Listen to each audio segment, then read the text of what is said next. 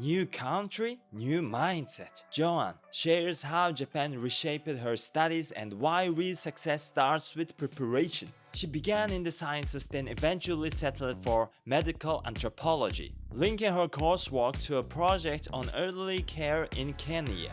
Her core advice is simple and strong. Prepared, and if it's being prepared, it's in like a three-sense way. So culturally prepared, emotionally prepared, and mentally prepared. She adds, So anchor yourself in a way that you can progress with change or adapt to change, so it doesn't hit you so hard. on language, Joan is candid. Yeah, you could survive. You could generally live here without speaking Japanese, but then you come to realize that learning the language or knowing the basics of Japanese is quite important.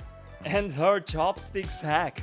I started eating popcorns every morning using chopsticks. I am now a pro, I would say. One small surprise. So whenever I cross the road, even if it's green, I still look. Watch now and subscribe for more Africa to Japan stories. From Africa with purpose. But now we want to go back 3 years ago. 3 years ago, when you first landed in Japan. How did you feel? What did you notice from this country? Okay. Well, I'm going to go back to the first memory. I came through Narita Airport, and I was received by someone who was waiting for me. And I remember meeting them and just thinking to myself, oh, the air around the airport feels different. Because in Kenya, I think that time was around autumn. So it was more of cool, but a bit warm. I remember thinking to myself, oh, the air feels just a bit warm. So that was the first, for me, foreign experience of being in Japan. And then later on, okay, so the most interesting one was taking the Shinkansen. Shinkansen. What is Shinkansen? Oh, the Shinkansen is a bullet train, which is a fast. Fast. Yeah, just fast. So I remember, well, getting into the Shinkansen, and it has a really cool, or it has a nice, interior. Looks good. The decor looks good. More resembles more of an airplane. So yeah, I remember getting in and just thinking to myself, okay, this is a train, but it feels like an aeroplane. So what's the difference? Anyway, I found that interesting because it only took me 5 hours to get from Tokyo to here, Okayama, which is quite far. So 5 hours? Yeah. Only 5 hours? Yeah. Okay, sometimes in Nairobi, if you want to go to another place like around 5 kilometers, it will take like 3 hours, isn't it? Yeah, right. With the, what are they called? Matatus. Matatus are the vans or the buses we use in Kenya or basically Nairobi. So yeah, that was one interesting thing about it. But before that, well, I like to talk about food because I think food is generally something that makes up a culture. And the first day, I had dinner with the person who picked me up, and we went to, I cannot remember, but it was more of a fast food restaurant, but it was a Japanese one. So I think I got udon. It's a noodle dish, and I had to use chopsticks. Was it the first time Yes. using chopsticks? Yes. Oh my god! It was my first time to use chopsticks, and I had learned, using or by watching YouTube videos. So I had learned that, but then actually holding the real chopstick and trying to get the noodles, it was an experience because it was challenging. But I did it, so I was amazed by that, challenged by that, and it was a good experience. So generally, my first moments in Japan were surprising, that's all. Just things were new, surprising and all, yeah. Wow. I can imagine that using the chopstick first time with that udon, the noodle. Oh yeah, it is the hardest one. It is the hardest Like one. other food is fine. Quite easy. Rice is easy, right? Easy, very easy. Yeah. Even the ramen is it's a bit easy. But udon? Must. Yeah. You started from the extreme level. I know. Do you know what? After that, I started eating popcorns every morning using chopsticks just to practice how to use chopsticks. So I would, with my breakfast, I'd have a small bowl and then use my chopsticks to pick up the popcorn one by one until I am now a pro, I would say. Yeah, How hardworking are you? I'm just trying. Please, our audience, please try this method to using chopsticks. Yeah, it's recommended by me. That's crazy. That's interesting. Okay. For international students, started to like surprise in Japanese, like environment, food, the culture, the everything. But after that, like 1 or 2 days later, or like 1 or 2 weeks later, we will start to compare Japan to And our. back home, right? Yeah. So, what did you notice about your country to compare into Japan? Well, I think the changes I noticed came gradually, as you said. It wasn't just, I didn't wake up one day and realize, oh, this is so different. Yeah. It was with how I started living life. So one amazing thing, it came sort of an amazement, was the traffic and the population in Japan. So being in Tokyo, I've been to Tokyo a number of times, and the population. So there is a lot of people, and this is different. Kenya has a lot of people. Well, let's say Nairobi has a lot of people, but the number is different from the rush hour period in Tokyo. So you can feel that it's overwhelming, sort of. You get that overwhelming feeling. There's a lot of people doing this, and then with that huge population, there's also order. So if people are using one path to go get the train, they'll follow each other, So everyone is working as if they're, I don't know, it feels coordinated in a way. I found that really, different and amazing. So that was one thing I really did notice. Another one was with food. I'm quite positive with change. So when I'm doing something new, I tend to embrace it. But then, as days go by, I got to try a lot of different Japanese foods. And for me, some things were just, okay, this is new. I don't know if I like it. So I think it's common. A lot of people do talk about eating raw fish here in Japan, like sashimi. It's a kind of a raw fish. And for me, that was really strange. Well, back at home, we don't really eat raw fish. We don't. Generally, we don't. So when I was eating, the first time I had sashimi, I had it with shiso leaf. I can't remember the name in English. Just green leaf. Yeah, the green leaf. Yeah. So I remember eating it and thinking to myself, okay, I don't like this. But I was eating with a friend of mine, and she liked it. So I didn't want to say that I hate it. Just, I couldn't. Your friend is from another country? No, I was eating with a Japanese person. Japanese. Yeah, and they like it. So, I couldn't really say I don't like it, but that is when I realized, okay, there's foods I don't like, and this is different. I just maybe find a way of liking it. But now I can eat raw fish. It's not a problem. I think as years have gone by. Yeah. Yeah. Another thing. Well, generally, this is quite important. I had mentioned about trains. Well, keeping time in Japan. This is so different, right? And I think everyone usually talks about that, but I also think it applies in my context. So, as years go by, time goes by. Okay, I started doing part-time jobs, and you have to keep time when you go to work, right? So I had to go earlier, say 30 minutes earlier or 15 minutes early to work, because I don't know, Japanese people go early, that's what I thought. Even the shift starts from 5 p.m. I would go at around 4:45. Okay. So 15 minutes earlier, right? That's okay, it's early, but still.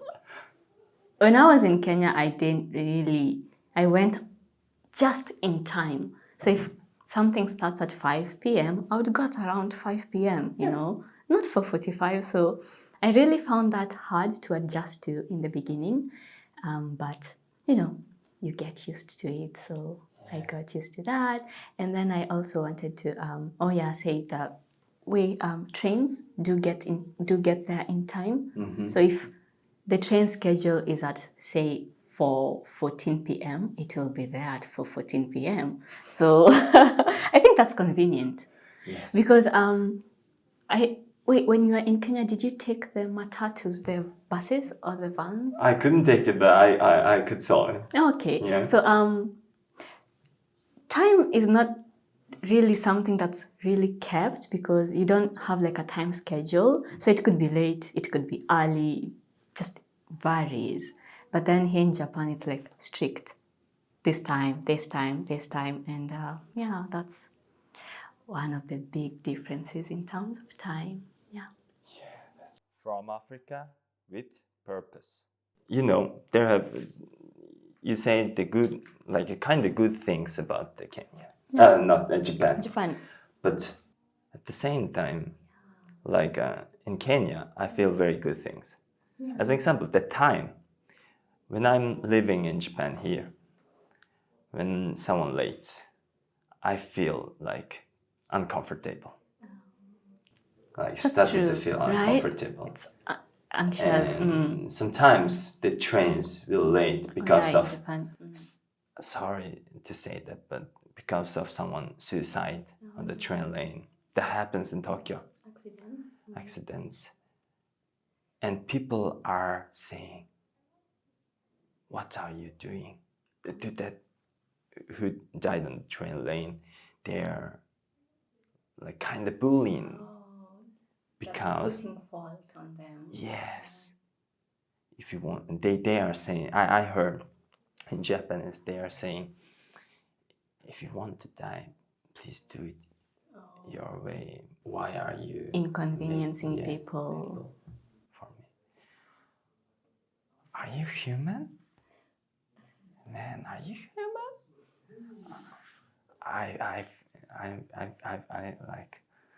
I almost cried. The someone is dying, but they are giving them fall.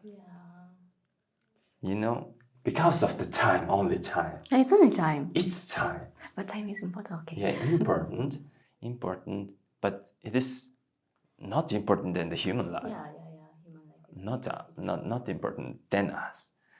So I feel in Kenya, they are living in life. Oh, I see it now. Okay. I think generally that's because of cultural difference.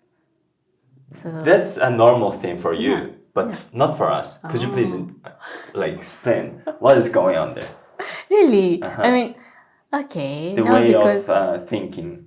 okay, I have to look at it retrospectively, so from an outside angle to see that. I mean, generally, I think people in Kenya or us Kenyans, we are tend to be more lively and fun and outgoing and Fun, outgoing. Okay. and more expressive. So in that way, okay, I will say this in relation to things I also experienced in Japan that are different. So it's more of comparison, Yeah.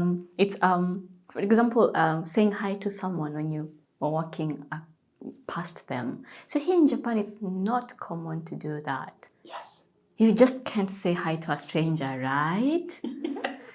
Yeah, I remember walking and someone would pass by you with a straight face, and I'm like, okay, should I be bothered? But I came to realize later that, oh, this is normal. Oh, but in Kenya, probably how I've grown up, when you meet someone or on the road, it's okay to say hi. I mean, there's nothing wrong with that, or it's more like part of the culture. Yeah, saying hi to someone and just having that friendly face, if I may say. Yeah. So I think that's what makes us, makes us energetic. Also with the matatus are the vans I've talked about, or the buses. Okay, I can't really put out the specific word, but it's usually so lively inside. So in Japanese, okay, here the buses in Japan, there's order, right? Silence. You have to sit down. You can't use your phone on loudspeaker. That's considered meiwaku. So you need to respect, the surrounding or the people around you. But the buses or the matatus in Kenya, I think they're much livelier. There's music playing. Yes. The conductor, who's usually the person taking the fare, the money, Yes. would be speaking out loud, calling people to come in. I think I miss that actually. I miss that. It's a hustle and bustle, so it's lively. So Yes. I realize that I miss that. Whenever I take the bus, you just tap your IC card, or you get the IC card is like your card to charge money. So or you just get the receipt. It feels more. There's a lot of silence in that. And then I remember back at home, the conductor would beckon you to get into the matatu. They just tell you, okay, come in, we are going, let's go. Are you going anywhere? Even if you're not going anywhere. So I kind of miss that. And I think, yeah, that's something good. Yes.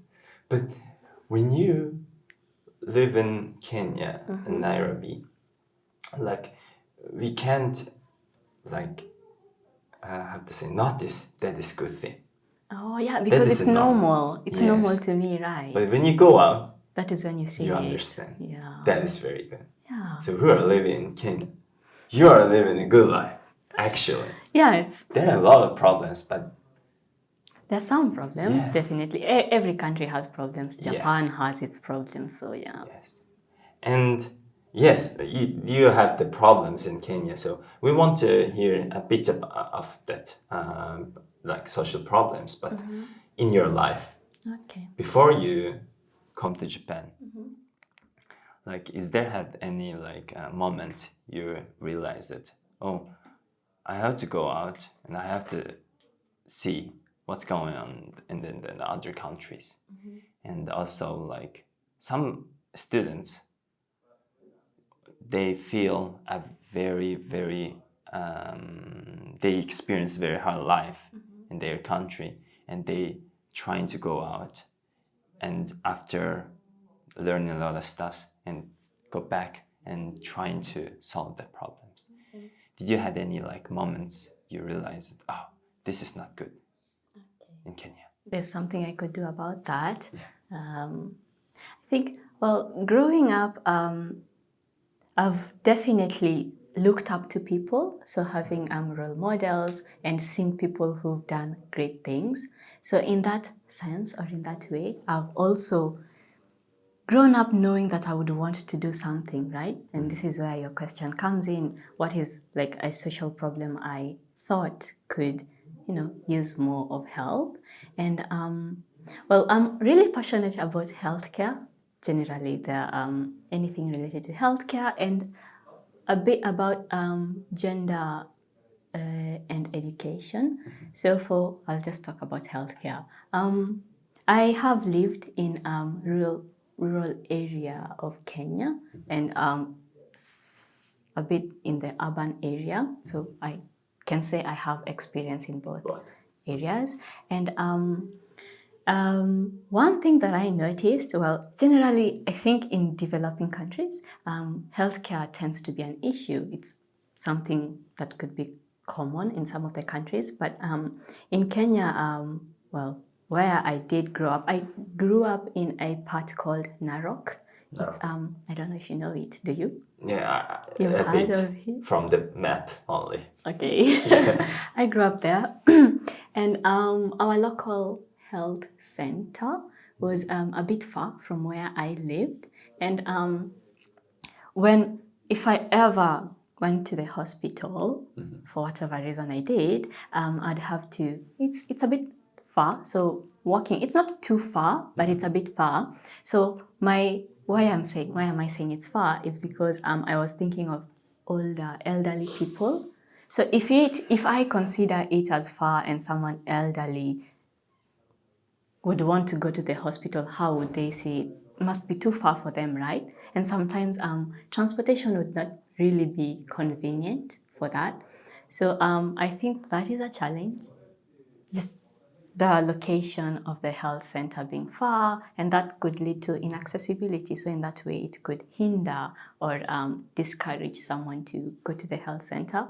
I think that is one thing I would like to do something about, to bridge that gap in accessibility, in terms of transport. If I could, I can, I will try. And then the other thing was, well, the service is there and it's whatever is available, right? But I thought there's just challenges. For example, sometimes you would want to, you're prescribed a certain medication by the doctor, and the doctor tells you, oh, you could get this from the pharmacy. So when you go to the pharmacy that's in that local clinic, the pharmacy might tell you, oh, we don't have this today. So you have to go and buy it in a chemist. A chemist is sort of a pharmacy. It's a drugstore, like the ones in Japan, but it's a drugstore that's not in the hospital. So if it's a government hospital, your medication should be free because it's from the government. But then if they tell you we don't have this in the pharmacy, you have to buy it outside, that means you incur money. So you need to pay. And if someone doesn't have that money, how will you buy that medication? So that's a problem, right?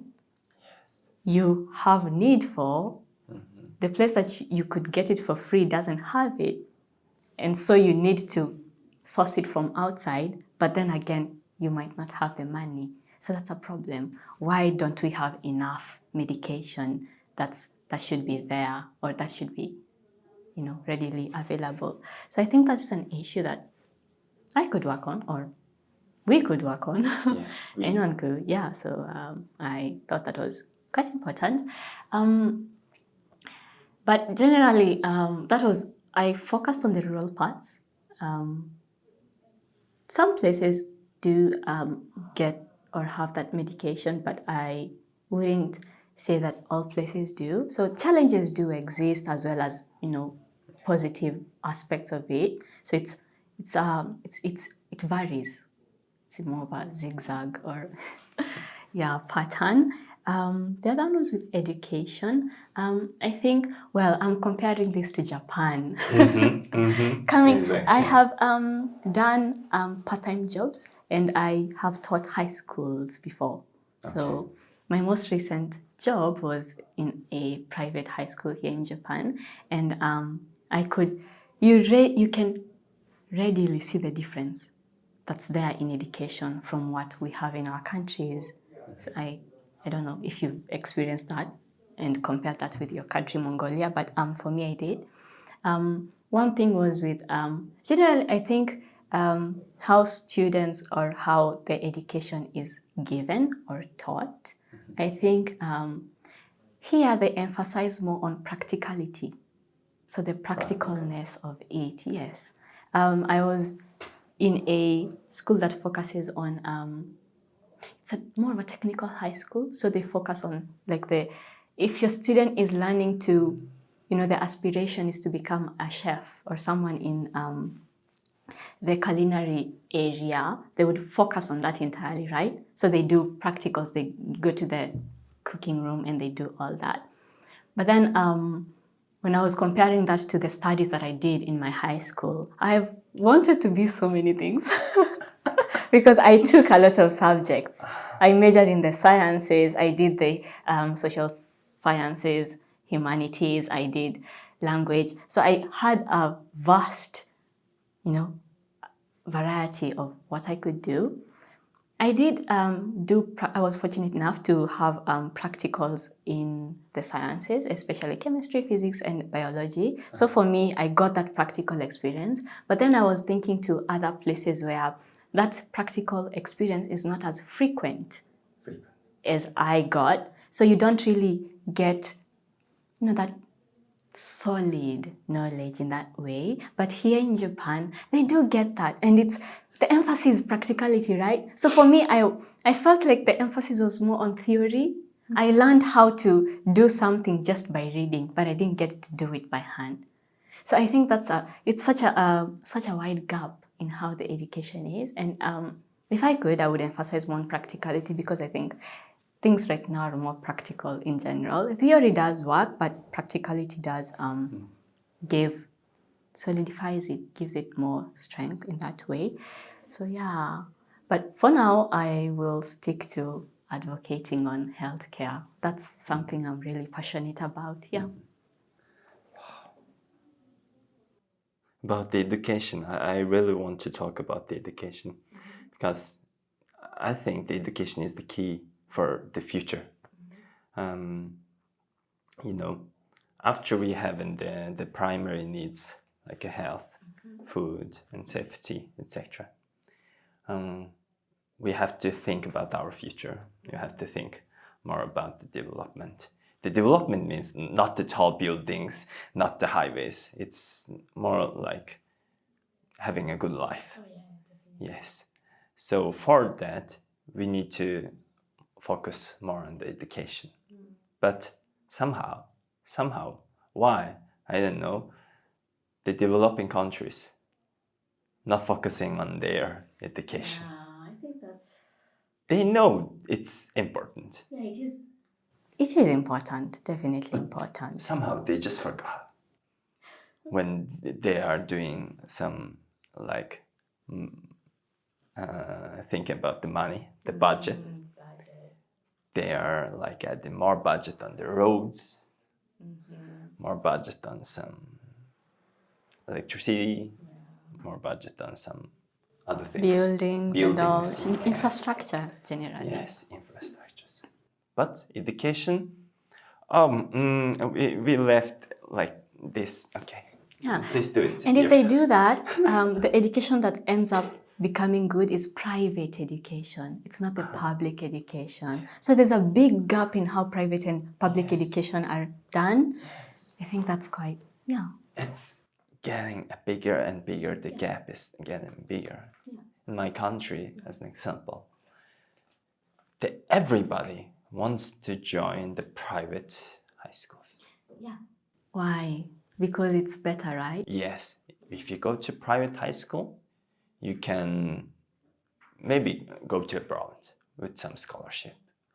If you can, like, if you are like underdone, at least you can have the best university in our country.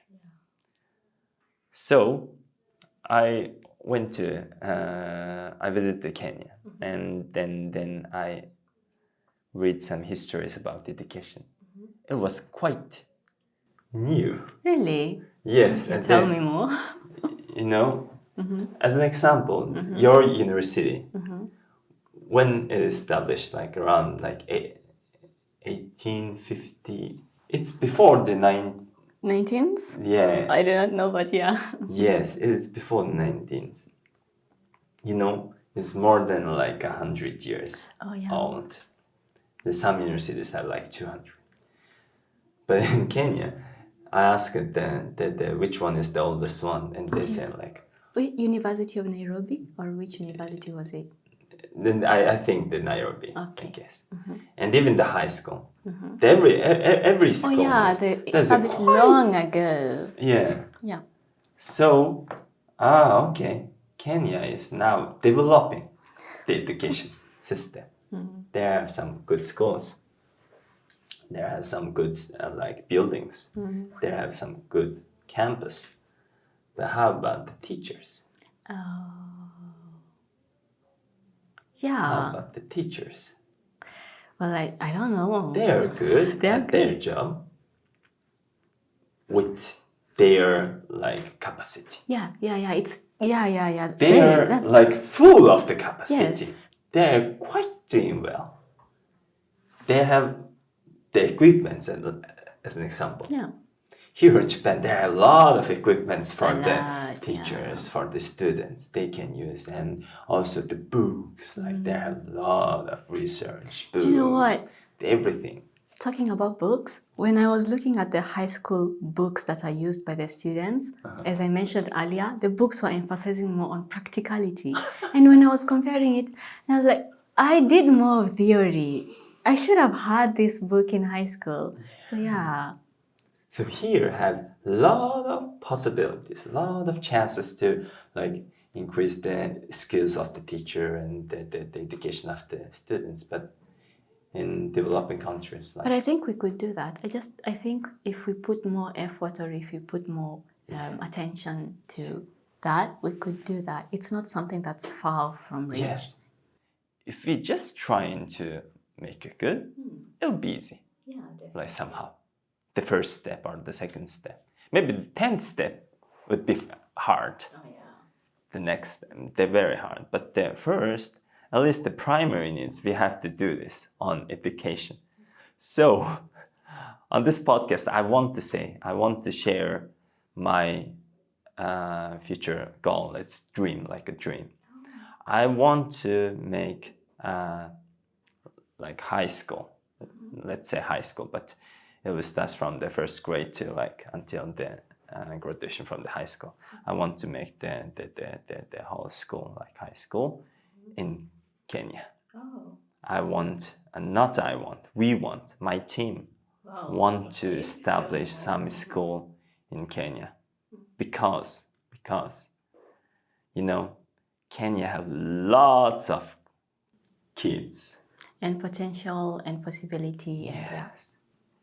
And you know, the way of the thinking, their perspectives, the Kenyans are very good on everything. Not, I feel, not laziness. Hardworking people. They are trying. People are also hardworking, right? Yes, but now it's no. But back on the days, like maybe around 8 years ago, they were trying so hard, Japanese people. They were very hardworking people. I can feel same energy from the Kenyans. Okay. I think that's good. Yeah.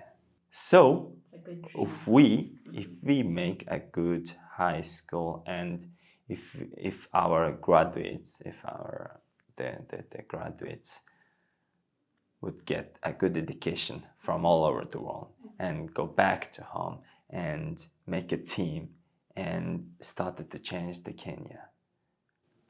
Yeah, that would be Great. wonderful. Yes, great. Right. Yes. It would be. It would be. Yeah, I should be positive. It would be. But now, you know, I read a lot of news about the Kenya, and there are a lot of news about the government. Oh, yeah. A lot of news about the bad monies. There's a lot of controversies and all. Yes. Yeah. Challenges that come up. Yeah. So some, like young Kenyans, trying to like clear the things. Like they have some bad money. It's not good. They are sharing these informations, but they feel alone. Yeah, I generally think power lies in youth, generally in every country. And because Kenya has a large or a big youth population, so the power does lie there. If we as youth or the young people who can do something about it, decide to do something about it, we can actually do that. And yeah, from what you said, people are trying to do that, and I think that's commendable, and it should be like that. But challenges will always be there, so it's a matter of overcoming those challenges in a way that does benefit us and also still keeps us looking towards the goal, so we achieve what we want in that way. So yeah, I think it's as you said, it's quite good there. And in the future, and they would they will work as a team, not only like one man or one leader comes up and let's do it, not like this. Teamwork would be work. So for our audience, we will establish some school in Kenya, and we will try to we try to make a better improve. Contribute as much as you can. Because, and at the same time, why I wanted to do this. The environment in Nairobi was the perfect. Really? Yes. Okay. It was warm. And you mean But the not weather, the the temperatures? weather. First, the temperature like 26. Oh yeah, It's it's the usually it's a perfect. spring weather, so temperatures don't go as fast. They don't get to that, but it's a good weather not to hot, be in. It's not, not cold. cold. Perfect. Just perfect. And it's not humid as much. Yes. Yeah. And the food, Oh yeah. the fruits, veggies. Yes. Very good. You know, in the bad thing about the Japan, one thing, mango is very expensive. Oh, and avocado. The avocado, yes. And it's so expensive. Yes. It's like expensive. maybe 10 times expensive than 10 compared times. to Kenya. No, even 15 times. It's Maybe, so yes. expensive. Yes. And some Kenyans, and they saying, if you go to rural area, you can find some mango from the road. Oh, it's like from the trees that grow. Yeah. It's there. So it should That's be not expensive thing. But for me, I'm from Mongolia. We don't have any that type of fruits. So for me, the mango is like this. so precious. Yes, precious fruit. God food. Okay. And like this. And the people was very friendly. Everything was great, except the social problems. Oh. Yes. If we do some improvement on that problems, that place is heaven. It is heaven, but okay, people could try to achieve their heaven. Yeah. I think generally all places have their bads and goods. Yeah. Japan has that too. Kenya has that too. Your country has that too, Mongolia. So it's a matter of finding the balance. Yeah. Yeah. To make it your small heaven. Yeah. Yes. And I want to move to your study Okay. about in Okayama. What are you studying? And like it's 3 years, the first year and second year, the third year. It's very different, I guess. For me, it is. Yes. How is that? What are you learning now? Okay, so I'll start from my first year. When I came to Okayama University, I wanted to do sciences, the biosciences or agricultural sciences, and I did that in my first and the second year. So I was busy studying agriculture, and I did enjoy that. I really do love science, and I would like to do more science in future. But then I was studying in Japanese, so it was interesting. It was challenging, it was exciting, and it was fun. So all three combined, it's just interesting. But then I have been working on a project, and my project basically focuses on elderly care in rural Kenya or generally parts of Kenya. So I wanted to keep my project going, but then at the same time, I also wanted to do the agricultural sciences. And I started taking classes that are taught in English, and they revolve around cultural studies. So social sciences, I would take sociology, anthropology classes, and I realized that my interest or really does fall or aligns with more of the classes in anthropology, and that's why I eventually settled for medical anthropology. So for now, my studies, my goal or my aim is to, well, I'm focusing on medical anthropology, and it's more of study of society and how it is viewed from a medical perspective or how it relates to that. And I thought that relates to my project. That's why I stuck with that. It does. When I'm learning, we do a lot of ethnography studies. So ethnography is ethnography is more of like fieldwork studies that are put in paper. That's so simple, but you have to explain. So because I've read that, and I think it applies to how I want to approach my project. So I think they complement each other very well. And yeah, that is me studying in Okayama. Wow. Okay. Now you can speak in Japanese. I have, no. I would say my confidence is there, but not too much. I'm in the intermediate level, so I could keep a basic conversation, but I'm aiming to, do more. There's always room for improvement. So, Yes, of course. yeah. And why I'm asking this is it possible to living in Japan without any Japanese? Because it's too hard. Oh, I have an answer for that. I think it's you could survive in Japan without Japanese. You're knowing the basics of Japanese is quite important because yes, you could survive. I'm saying you could survive. You could do things by translating. The good thing about the modern world is that we have Google yes. Translate, we have our phones, we have ChatGPT.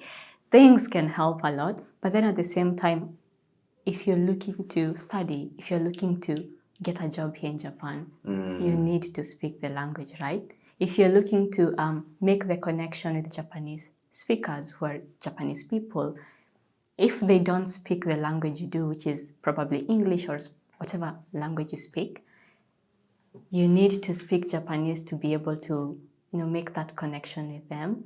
So at the end of it all, you come to realize that this language is something that's important. It's not just about me looking to get a job or get that certification to show that I am able to speak the language. It's more of what can I do with this language?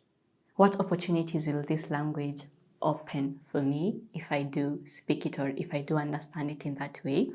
So I'm not fluent. I am not near that. I'm still learning. So I definitely do think it's important. When I came here, I was very enthusiastic about learning Japanese, and I really did study the language, was so into it. But as people usually say, when you move to a new country, there's a curve. There's like a curve that describes your life. I don't know if you've experienced that. So when you get in, it's the high moment. You're all excited. Everything is new. It's fun. And then little by little, the curve starts going down. That is when reality hits you. Things are different. Challenges are there. So the curve goes down and then it levels. So the level is you now trying to find the balance, finding your place in that particular new area. So for me, when I was new, I was just excited. I want to learn the language, learn it, speak it. But then it is challenging to learn Japanese because it's quite different from English and Swahili, which we speak in Kenya. So yeah, my curve was high, and then it went low, it leveled, going high. So it just varies. But well, to sum it up, I think it's important. I think you could survive without the language, but then there are a lot of challenges that are there without it. So having the language is like a plus benefit for you. I see. So if the most of the people before like coming to Japan, they are thinking, oh, I can learn language when I started to live there. That would be easy. So I don't have to learn now. Yeah, you could do that. I think you could do that. I only studied Japanese for like 6 months or less. I can't remember clearly, but I didn't study so much before coming to Japan. Before coming? Yes. So when I came here, that's when I really did start studying the language. And I remember speaking to the 7-Eleven, Benny Clark. I remember telling them sumimasen instead of onegaishimasu. So they were asking me if I want a chopstick. And in my head, the words are jumbled up.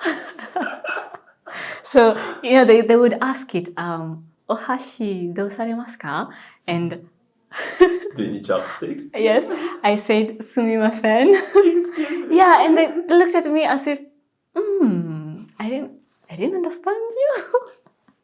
And some of them are usually kind, so they'll just assume maybe you want it, or they will like point it at you, and then you just nod, and maybe they'd give you. So that exchange is something. I remember thinking to myself, like after leaving, oh, I should have said onegaishimasu or hike.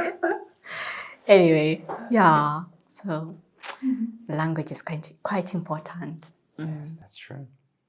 And so funny thing, me, not Japanese, but somehow I looks like Japanese.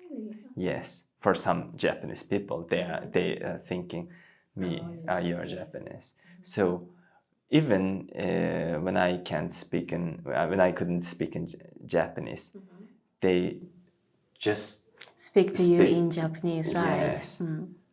So that was a very hard. Oh, really? Yeah. So how did you handle that? Just panicking. Just Can panicking imagine. and trying to like, 日本語わかりません. I don't know Japanese. Yeah. And they started to speak in like a normal language. And you know, some African students, they are thinking like, you know, the most of the time, the Japanese people trying to speak in English with you guys, but not for me. Oh, so for you the experience is quite different. Yes.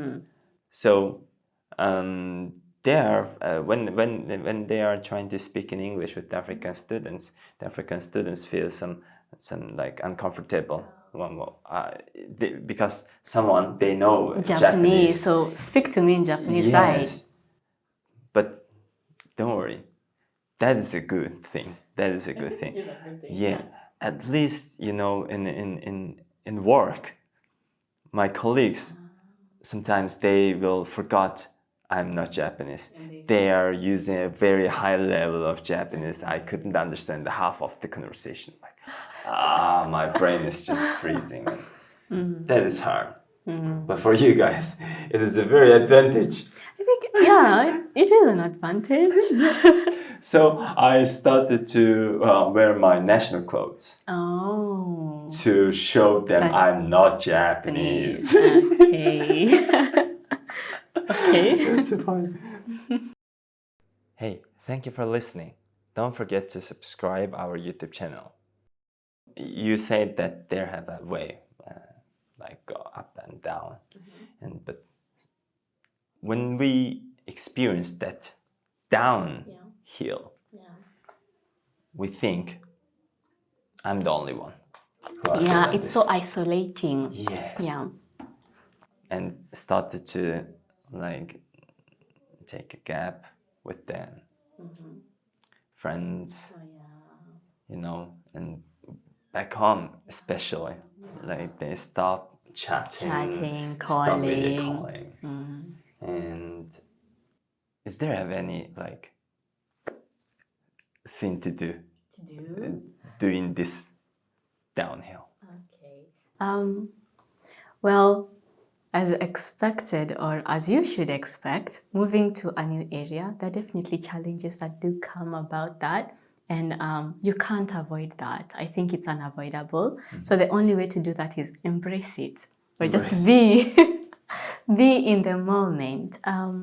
One thing I have learned from moments where I've had to I've had to be in that moment of being down or being low because something didn't work out, or generally just as you said it, being having that feeling of isolation, having that feeling of I feel down because this didn't go the way I want to, and therefore I should probably just be by myself. So one thing I learned from that is, as much as possible, do try to reach out at least to one friend, at least one. I mean, you could, even if it's just, someone like your family member or a friend that you're close with in a way, or who could probably understand you. I think in that way, you might not see it then. Like when you're in that moment, it's hard to look at yourself retrospectively or from an outside angle. It's hard to do that. So you might not even see the importance of reaching out to someone or having that connection with other people, but just do it. Do it even if you don't know what you're doing. In the end, it helps. You come to realize that, oh, by doing this, I was able to do that. So it's beneficial in a way. Yeah. My mind would be just reach out to friends. And if you don't have friends, start running. Start running. Yeah, I think, well, being in Japan, I always see a lot of, I think people here tend to keep a healthy form of life, I think, in a way. So I usually, well, here in Okayama, I'm speaking from an Okayama perspective. I usually see a lot of older people running in the park. Oh, yes. And I remember in the beginning, I thought to myself, how can you run? How can you run like this? But then, well, when you look at people doing something over time, sometimes it grows on you and you want to do it. So I decided maybe I should also start running, and I think it helps. Yeah. Yeah. Yes. So yeah, Running you should is also very start important. running if you want to. I'm running like 5 times in a week. It's good. Yes, I and think. once when I was in like 3rd year of my bachelor, undergraduate, we had a field trip in Botswana, 3 weeks, and during the 3 weeks I ran like 100 kilometers. Wow. So that was a very fun running in Africa. Like that was a dream, and my dream just came true, and that was a very fun. But I realized then there have some problems like dust, and also a lot of people have to say burning garbage. So there's some smoke. Yes, yes, smokes, and sometimes the animals. Yeah, the type of smells, that is really hard. But here in Japan, everything is perfect except the Not really hotness. perfect, but That is very hot in the summer. and Like that's for- it's humid Yes, and hot, yes, humid and unbearable. like a sauna. Yes, it is very hard to run during the summer. Yeah. So, yeah, running is very good and challenging thing. And then you know, the people who are not living in Okayama can't imagine have like imagination of the Okayama. They don't know about it. So when I came here in Okayama last night, and I surprised because it's quite big city. Oh, you thought it would be a small city? Yes, Okay. because and like each area of Japan have one big city. Okay. So I thought the big city of this area is Hiroshima. Oh, it's a different prefecture. And yeah, That's different, right. I mean the Oh, Chugoku region. region area. So they have like 5 prefecture, and one of them should be big. Bigger, so it's Hiroshima. Yes, I thought it's Hiroshima. I think so too, right? It's Hiroshima is Yeah, big. definitely, Yes, it's bigger. But Okayama is Those are big big, too. yeah. So I think the Akita and also Tottori, our previous episode, we met some Tottori University students. So, you know, that type of rural area have less problems. Oh, I think the big city have problems. really? Did you feel any like What kind of problems? unsafety, Oh. especially unsafety? If they have like any unsafe things, they are thinking that the international students, even the foreigners, are thinking Japanese is a very safe country. Yeah, it's usually assumed. Usually safe. Yeah. But somehow the big cities have some problems. Yeah.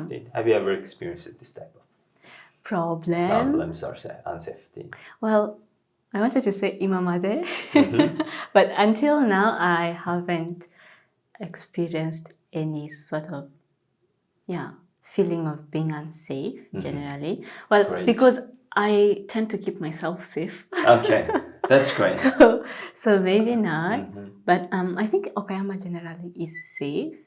Yeah. I'm talking about running again. You could run in the morning at around 5 a.m. and it feels safe because other people are also running. So it's more of, I don't feel the need to, have that unsafe feeling. Yeah. Yeah, that's great. That's great to hear that, because like big cities have problems, and some Chinese students have some traumas on that problems, and they are like, I don't.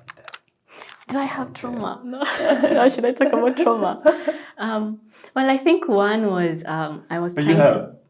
I'm saying it, yeah. It's not really trauma, but it's more of an experience that just scared me. So I don't know if you came by that way. Okay, I'm talking about the crossing. There's a crossing just back there. Oh, yes. So where most students cross, and I was coming one evening from, I think, work, or can't remember clearly, and the light was green, so that means it's my turn for pedestrians to cross. So when I was crossing, there was a car that was coming, speeding from the other, like the opposite side. No, from perpendicularly. I remember it coming, and it did not stop, and it should have stopped. So I remember stopping in the middle of the road because the car is still coming, and I had to let it pass, but I got so scared because in my head I assumed that, people follow rules because that's what I've seen. Yes. So it was my first experience, and it really surprised me. I was like, okay, this can happen. So whenever I cross the road, even if it's green, I still look. Let me look. We should do that. Japanese people believe in the light like 100%. Yeah. That's what I did too. Yeah. It's expected. But in some other countries, we can't believe the lie. Yeah. There's some joke on New York traffic lights. Oh, really? Yes, the New York people using the green light, like not seeing the side, and some guy trying to cross the road, but there have some big truck speeding, coming to that road, and he's not pretending to like stop, and the New York guy started to cross, but other people, like not New Yorkers, he's saying like, "Hey, stop, man! They have truck," but he said, "No, I have green light." Oh my god. So this type of thing happened in Japan, yeah. I have the green light, I will follow the green light. Yeah. Even if you have green light, you don't have like shield. So please be careful even in Japan. So our last question.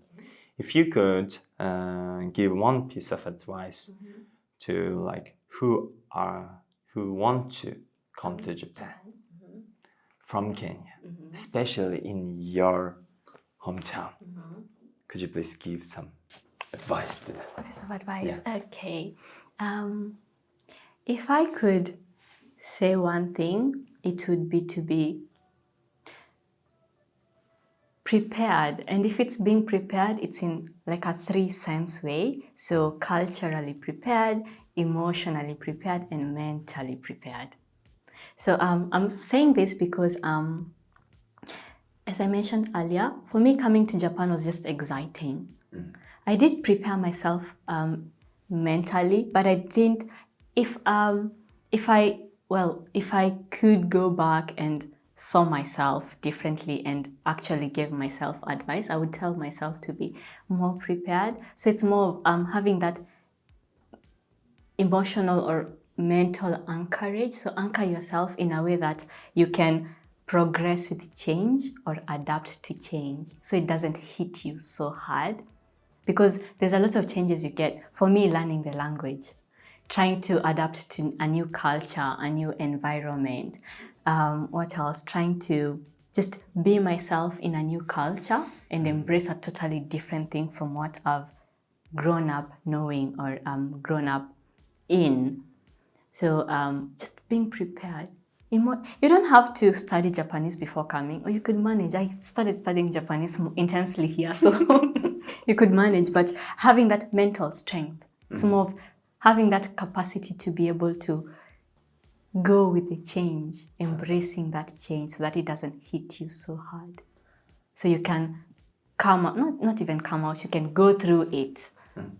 Just strong, or not even strong, but you can manage it that way. So that would be my piece of advice, because I think people usually tell you, just come, you'll get used to it, but they don't tell you how you will Yes. get used to it. It takes a lot of strength to get used to that. So yeah, just be mentally prepared. Just have that strong anchor, yeah. Okay. Thank you so much. Oh, it's Thank you so much. no worries. I think they will come to Japan. Oh, you should definitely come to Yes, Japan. they will come to Japan, and It's maybe an one day interesting experience. they will meet you and Yeah, looking forward to that. saying, I watched your episode. That was a good. Yeah. Okay, good luck, guys, and thank you for your time today. Pleasure. See you again, maybe after graduation. Okay, see Okay. you again. If you want more stories like this, follow us on Instagram and YouTube. Share this episode with a friend who dreams of studying in Japan or study abroad.